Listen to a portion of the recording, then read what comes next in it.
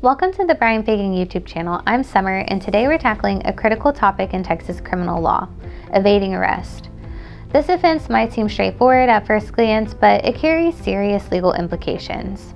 Whether it involves running from a police officer on foot or attempting to flee in a vehicle, evading arrest is a criminal act with penalties that can escalate quickly. Let's explore what constitutes evading arrest in Texas, the consequences of such actions, and what to do if you're facing these charges. Under Texas Penal Code Section 38.04, evading arrest or detention occurs when an individual intentionally flees from a person they know is a peace officer attempting to lawfully arrest or detain them. It's essential to note that the officer must be acting within their legal authority, meaning they have a valid reason to detain or arrest the individual. If the officer lacks proper authority or reasonable suspicion, a case for evading arrest may not hold up in court. Evading arrest can happen in several ways. The most common scenario is fleeing on foot, but it can also include attempting to escape in a vehicle.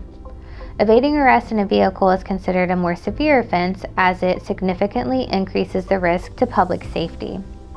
For instance, a high-speed chase endangers not only the person fleeing, but also pedestrians, other drivers, and law enforcement officers. The penalties for evading arrest in Texas vary based on the circumstances of the case.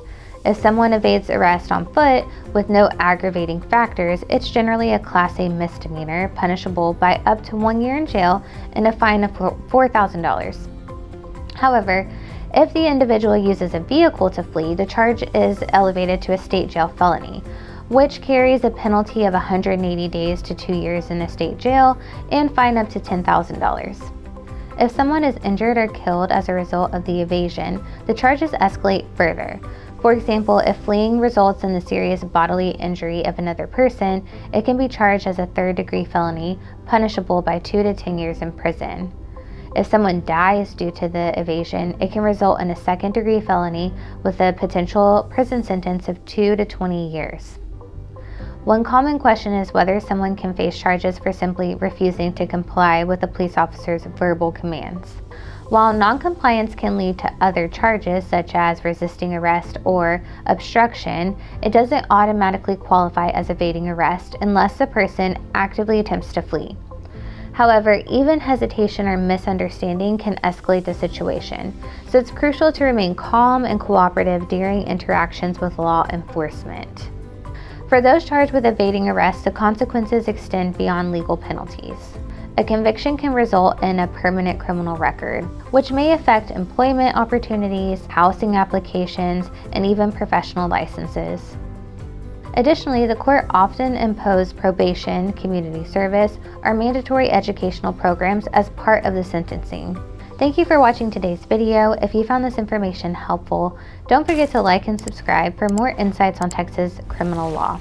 If you or a loved one are facing legal challenges, the Law Office of Brian Fagan is here to help. Contact us today for expert legal guidance, and we'll see you in the next video. Thanks so much for watching our video. We hope you found it helpful and enjoyable. If you liked what you saw, please give us a thumbs up.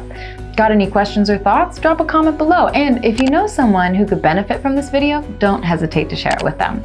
For more awesome resources, check out the description below. Take care. We'll see you in the next video.